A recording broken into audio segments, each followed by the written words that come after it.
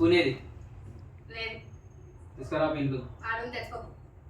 రాపో వెళ్ళి తేను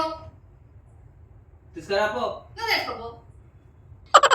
ఇంటి పిల్లగాని కాదు ఇంటి యజమాని యజమానురాలే ఈడ కాదు నీ యజమాని నీ పుట్టింటే నువ్వు యజమాని రాదు నా ఇంట్లో నా యజమానురాలే అమ్మ బాబాయ్ రాపోయి తేనే పని చేసి నువ్వు ఇప్పుడు వచ్చినా నేను వచ్చినా నేను కూడా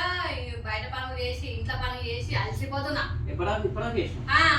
పొద్దుల నుంచి వాటి ఇప్పటిదాకా ఇంట్లో పని ఇది పొద్దున్న చేసిందా చేయలేనా బట్టలు తీయాలి గిన్నెలు తోమాలి ఇల్లు తుడవాలి పెట్టాలి నువ్వు ఒకసారి బయట పోయి ఎండలు తిరిగితే నీకు అర్థమవుతుంది ఎండలు కూడా మస్తు చేసి చేసాడు గొడవలే ఉన్నాయి కదా షెడ్ ఉంటే సరిపోతుందా ఎండ కొడుతుందని ఉబ్బరిస్తుంది ఫ్యాన్ ఉంది అంటే వేడేస్తుంది మరి నాకేముంది ఎండలు వదిలేని నీకు నాకు చాలా డిఫరెంట్ ఉంటుంది పోయి తీస్తాను నువ్వు నీడ పట్టు చేసుకుంటా నేను బయట చేసుకుంటా సరే తాగినాక తెస్తా అప్పలోకి సల్లగానే ఏం కాదు తాగినాక నీకు తెస్తా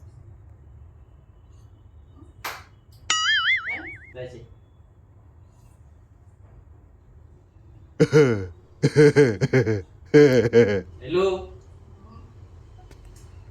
ఆమె చదువుకుంటుంది లేకుంటే ఆమెకే చెప్తుంటే రెండు అడుగులు వేస్తే నీకే వస్తుంది ఇప్పుడు దొప్పిలేదు సాధించినవు అయిపోయి